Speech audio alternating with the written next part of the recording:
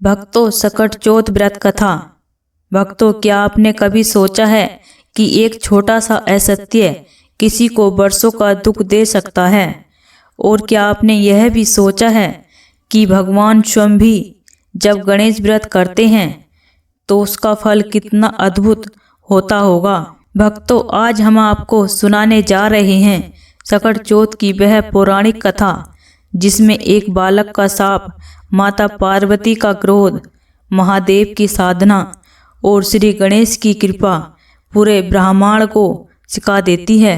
भक्तों, एक समय की बात है, भगवान शिव और माता पार्वती भगवान शिव और माता पार्वती धरती पर भ्रमण करते हुए नर्मदा नदी के पवित्र तट पर पहुँचे। नर्मदा का शांत प्रभाव, हरियाली से भरा वह वन और दिव्य वातावरण देखकर माता पार्वती का मन आनंद से भर गया। उन्होंने मुस्कुराते हुए कहा, हे प्राणनाथ, क्यों न आज यहाँ हम चौपड़ का खेल खेलें?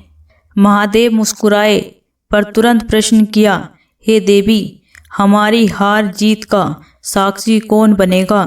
माता पार्वती ने चारों ओर देखा, फिर धरती पर पड़ी घास की तिनकों को उठाया। क्षण भर में उन्होंने एक बालक का स्वरूप बना दिया और उसमें प्राण प्रतिष्ठा कर दी। बालक जीवित हो उठा।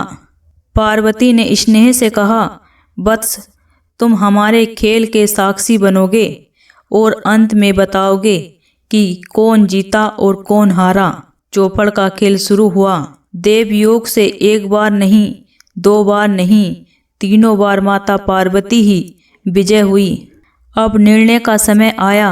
पार्वती ने बालक से पूछा, बताओ पार्थ, कौन जीता? बालक कुछ क्षण चुप रहा, फिर बोला, महादेव विजय हुए। यह सुनते ही माता पार्वती का स्वर बदल गया। क्रोध में आकर उन्होंने कहा, तूने असत्य बोला है। इसके दंड स्वरूप तू एक पांव से लंगड़ा होगा और इसी कीचड़ में पड़ा दुख भोगेगा। क्षण भर में बालक लंगड़ा हो गया और भूमि पर गिर पड़ा। बालक रोते हुए बोला, माँ, मुझसे अज्ञानवश हुआ, मेरा कोई छल नहीं था, कृपा कर मुझे क्षमा करें। माँ का हृदय पिघल गया। उन्होंने कहा, श्रावण मास में नाग कन्याएं यहाँ गणेश पूजन करने आएंगी। उनके बताए अनुसार सकट चौथ का व्रत करना, तुम्हें मुक्ति मिलेगी। इतना कहकर माता पार्वती कैलाश लौट गईं। एक वर्ष बाद श्रावण मास आया। नाग कन्याएं आई और उन्होंने बालक को गणेश व्रत की विधि सिखाई। बालक ने 12 दिनों तक श्रद्धा से श्री गणेश का व्रत किया। 12वें दिन श्री गणेश प्रकट हुए। उन्होंने कहा, वत्स, वर मांगो। बालक बोला, प्रभु, मुझे इतनी शक्ति दीजिए कि मैं कैलाश जाकर अपने माता पिता से मिल सकूं।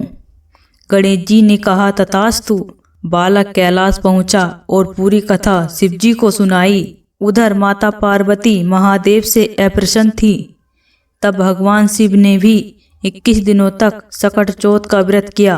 व्रत के प्रभाव से पार्वती का मन पिघल गया और वे स्वयं कैलाश लौट आईं।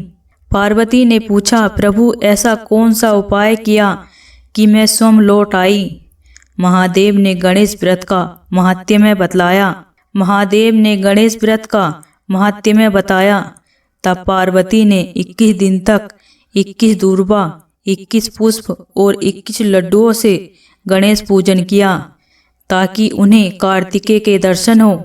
21वें दिन कार्तिकेय स्वयं प्रकट हुए। कार्तिकेय ने भी इस व्रत को किया और तभी से सकट चौथ व्रत भक्ति, सत्य और धैर्य का महान प्रतीक बन गया।